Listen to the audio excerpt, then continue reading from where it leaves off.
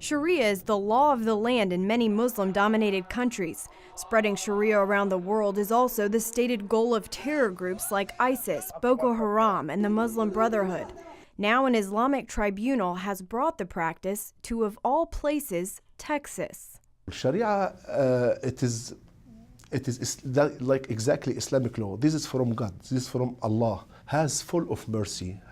I know, guys, you have a lot of bad experience and the bad examples around us. I agree with you, but not just in Islam. It is everywhere. The Islamic Center of Irving, Texas is one of the locations that the Islamic Tribunal operates out of. The fact that Sharia law is being practiced in the U.S. at all, coming as a shock to many Americans. I mean, immediately my mind went to, how can that be? We have a constitution. We're still under constitutional law, not Sharia law. It's just that simple. Dr. Tahir al-Badawi, one of the tribunal's 4 judges, says no decision will conflict with federal or state law. They'll handle no criminal cases, only divorce or business disputes. Yet many Muslims see it as the ultimate authority. Means if just the Muslim woman wants to go to a civil court and she got the final decree from the civil court, that's not enough for her to be divorced. So she has to go to Imam, to go to our Imam, or to come to Islamic Tribunal to get the final divorce for both parties, for both sides, for both sides. The Sharia law or the Islamic law or the religious way and also the civil way.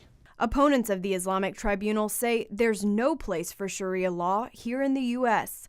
CBN News spoke with Dr. Frank Gaffney, president of the Center for Security Policy. He says Muslims will be coerced to take their issues to the tribunal. If a woman, for example, wants her divorce to be recognized within the Islamic community, then she must get it through the Sharia process. The judges from the Islamic Tribunal say there are similar tribunals in any religion, and they're just trying to act as mediators and counselors for the Islamic community. Many communities have the same thing. Yes, for Muslims, this is the first time, I agree with you, but this is not, attack or not ignore anything in the United States. Texas lawyer John DeGroot says he sees parallels to mediation settled out of court. And if it's non-binding and simply helps people guide their way through the dispute, all the better. The Islamic Tribunal stresses that it won't follow the harsh Islamic law practiced in Muslim countries. Gaffney argues allowing any Sharia law here will undermine U.S. laws and protections for Muslims, especially women and children. He points out the track record of what's already happened in Europe. In places like Britain, we've seen a separate court system take effect. You now have something like 87 different Sharia courts recognized by the British government that operate kind of in parallel with the courts of the English common law. In our country, we've both seen this kind of effort made, mostly through arbitration councils to this point, now this tribunal, but also an effort made to penetrate our actual own American court system.